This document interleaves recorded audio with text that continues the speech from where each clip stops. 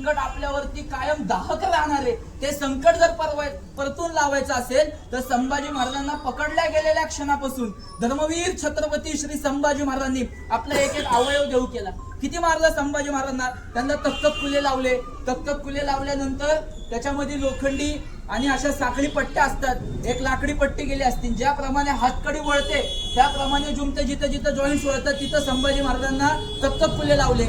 त्याच्यानंतर काफी खान, इखलास खान, जुल्फिकार खान हे 3 औरंगजेबाचे शासकीय नौकर आहेत. त्या औरंगजेबानी त्यांना पाठवतोय की मी जी सांगतोय त्या जल्लाद ही सजा पार पाडतायत का बघ बरं. सगळे अत्यंत क्रूर मुद्रेचे जल्लाद संभाजी महाराजांनी कवी कलशांना जेरबंद केल्यानंतर त्यांच्या समोर थांबतात आणि ते म्हणतात की एका कढईमध्ये तेल गरम केलं, तेलाचे कातडीवरती सपकाऱ्या मारायच्या, नागपुड्यांमध्ये पिचकारे मारायचे आणि त्या आतनं बाहेरनं कातडी जळली की संगिनी नावाचे एक हत्यार असतं, त्या संगिनीने सगळं कातड काढून घ्यायचं. संभाजी महाराजांचं सगळं कातड सोडलं. एक दिवशी संभाजी महाराजांचं मांस उपटलं, एक दिवशी संभाजी महाराजांच्या नेत्रांमध्ये सळ्या घातल्या, एक दिवशी औरंगजेबाने संभाजी महाराजांची जीभ काढली. हे सगळे अत्याचार कवी कलशावरती पण केले. औरंगजेबाचा आपल्या लोकांना एक गैरसमज आहे, तो दूर व्हावा आणि ऐतिहासिक ज्ञानाचा स्पर्श व्हावा म्हणून हे सांगतो.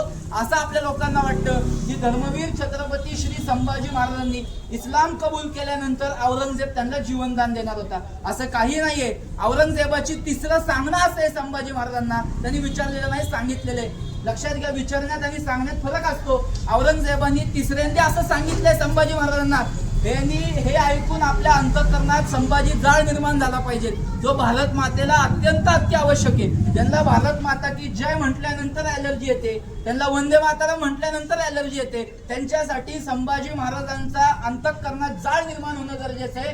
कारण असे ऍलर्जीचे लोक आपल्याला नको आहेत आपल्या राष्ट्रात, आपलं राष्ट्र प्रबळ करण्यासाठी. तर त्या कालखंडात काय घडलं तर संभाजी महाराजांना तो म्हणतोय, जर तू इस्लाम कबूल केलास, पत्थर पूजा करण्यावाला त्याला धर्म छोड, आणि तू इस्लाम जर कबूल केलास तर तुला मृत्यू सौम्य स्वरूपाचा देतो. संभाजी महाराजांच्या नरड्यावरती एक जड असा वणका ठेवला होता आणि त्या परिस्थितीत संभाजी महाराजांना जेरबंद केलं होतं, साखळ्यांनी बांधलं होतं. रक्ताळलेले संभाजी महाराज ज्यावेळेस राष्ट्राच्या भक्तीबद्दल आणि धर्म परिवर्तनाबद्दल ऐकतात त्यावेळेस त्या बसलेल्या औरंगजेबासमोर धावून गेले.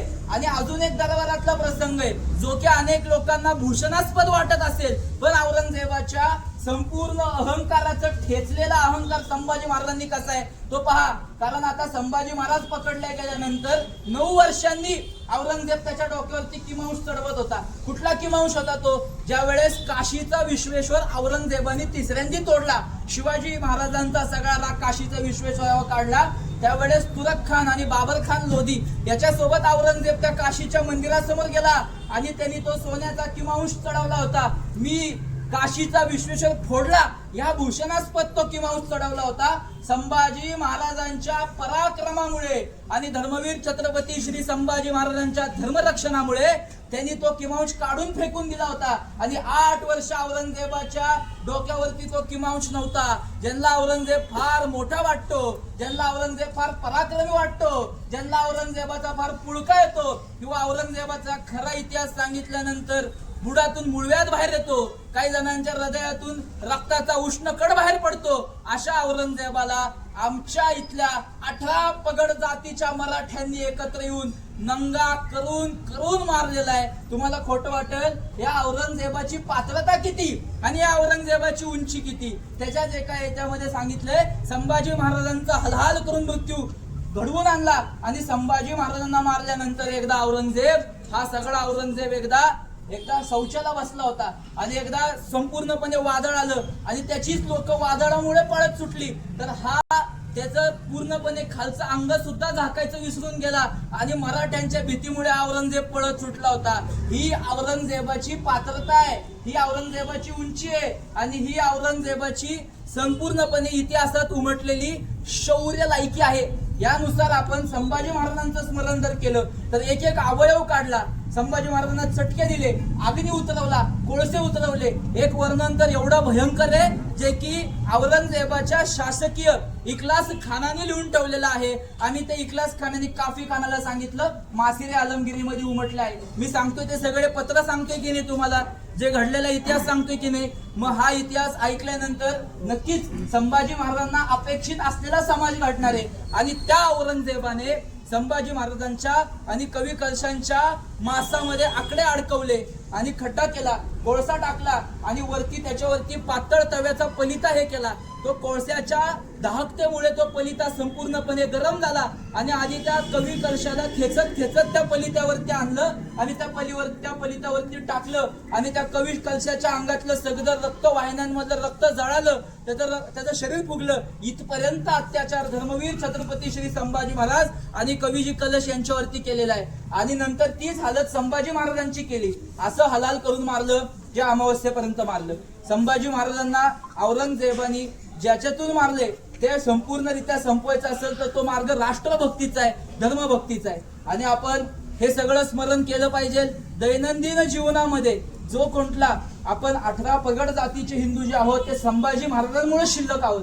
आपण जे हिंदू राहिलोय ते संभाजी महाराजांच्या बलिदानामुळे हिंदू राहिलोय. आणि हा सगळा इतिहास आपल्याला सातत्याने दीर्घकाळ स्मरण केला पाहिजे. म्हणजे या सगळ्या माध्यमातून देशभक्ती, धर्मभक्ती आपल्याला प्राप्त होते. या सगळ्या माध्यमातून हे सांगायचा हेतू एकमेव आहे. शेवटी वंदे मातरम म्हणजे काय, भारत मातृभूमी तुला कायम आमचं वंदन असो, या भावनेचा समाज तयार होण्यासाठी हा सगळा इतिहास, अपरिचित औरंगजेबाचा इतिहास मी तुम्हाला सांगितला, संभाजी महाराजांचं बलिदान कसं घडलं हे तुम्हाला सांगितलं. आणि या माध्यमातून आपल्याला धर्मवीर छत्रपती श्री संभाजी महाराजांचं नित्य स्मरण करायचंय. आणि येत्या मृत्युंजय अमावस्येच्या दिवशी आपल्याला मुकपद यात्रा काढायची आहे. जे काही सूचनेनुसार आपले इथले पुढचे कार्यक्रम होतील, पण बहुसंख्येने आपण सगळ्यांनी एकत्र येऊन संभाजी महाराजांना आदरांजली समर्पित करण्याचा किंवा संभाजी महाराजांना आदरांजली अर्पण करण्याचा संपूर्ण असा मोठा कार्यक्रम आपण इथं नित्य नियमाने केला पाहिजे. पुण्यश्लोक छत्रपती श्री शिवाजी महाराज की जय. धर्मवीर छत्रपती